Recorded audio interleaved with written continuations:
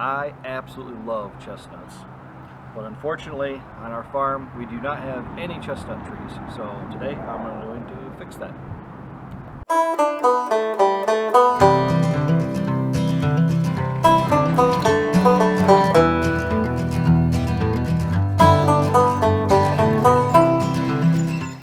Hey, this is Zach from Iron Oak Farm. Today we are going to start an adventure. We are going to grow some chestnut trees, and of course we're going to do it the hard way. We're not going to buy saplings. We're going to start from the very beginning. We harvested these chestnuts from a farm down the road about 3 weeks ago. There's about 8 or 9 pounds here. As soon as we got them harvested from there, we stuck them in the fridge, and I've just been waiting for a little cooler weather to get this done. So I'm going to check to see which of these chestnuts are good and which are bad. I've got a 5-gallon bucket about half full of water, and we're going to dump them in there. Whatever floats is going to get pitched, and the rest we're going to get ready for cold stratification so that they can start growing, and in the springtime we can plant them in the ground.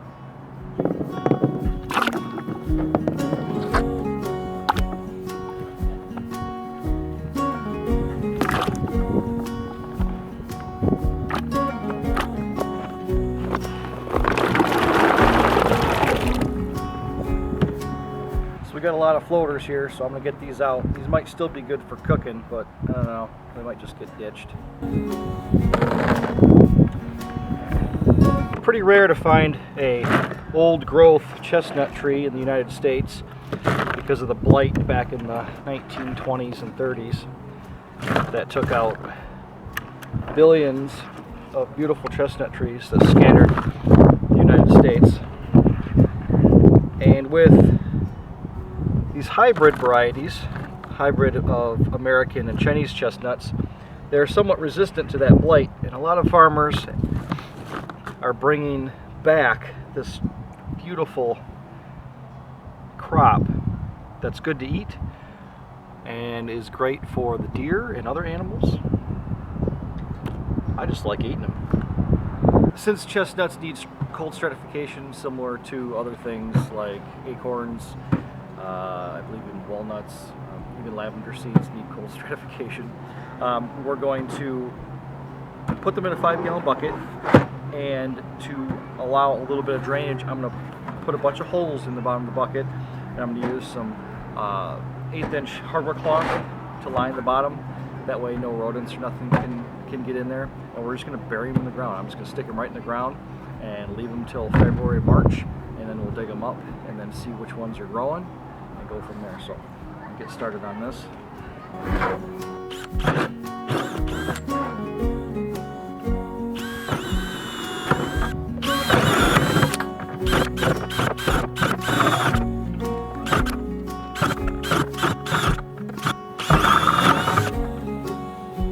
So I've got this 1/8-inch hardware cloth. I use this a lot for my bee stuff.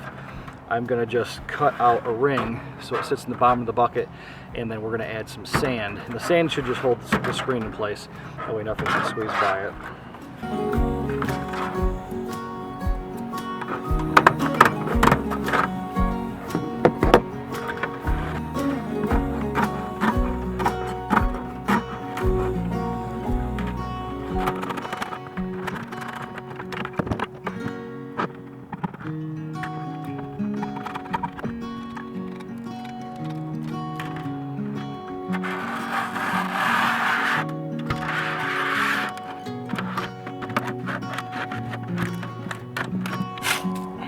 Add some sand.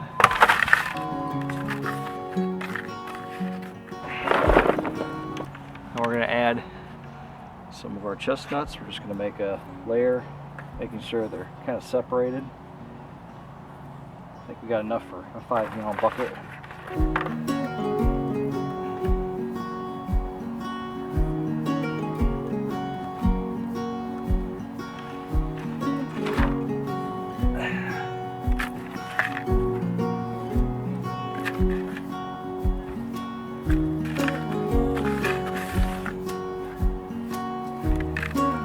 Make sure that layer is coated.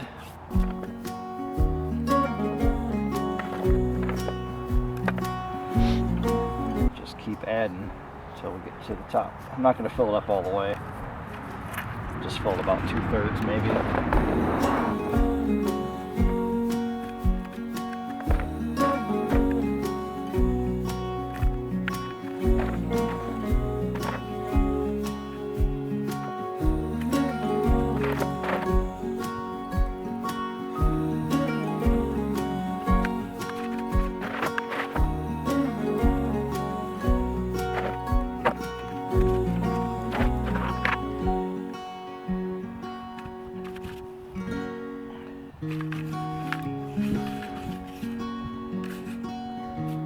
Gonna add some water so that everything stays moist. Everything that's extra should drain out the bottom.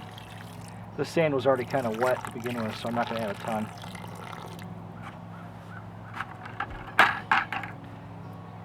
We'll just fix these guys that are floating here a little bit.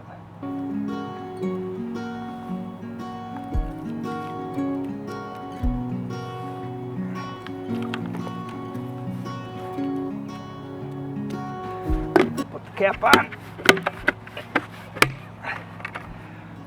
And now it's time to bury it. I decided to do all of them. I had 2 buckets. So the ones that weren't floating are in this one, and these are the ones that were floating. There was a little bit more in here, but I got them to fit. So I'm just going to write a B for bad, a G for good on this one, and now it's time to bury them.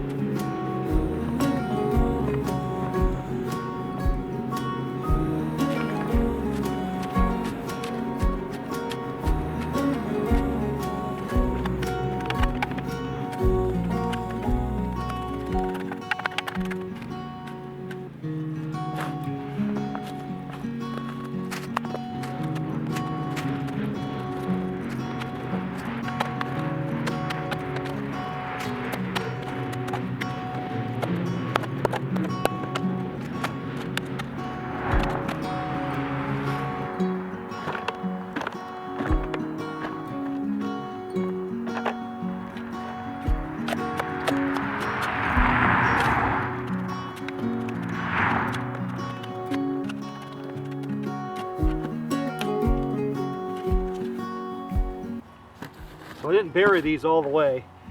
I didn't want to bury them past the lid. I don't want any water just seeping in there and flooding them out. So they're a couple inches above the soil, and that should be all right. Got to pack this dirt around it, but I don't want to leave them completely exposed. I've got a big pile of wood chips behind me, so I'm going to put, a foot or so of those over this, and then they'll be good to hibernate through the winter.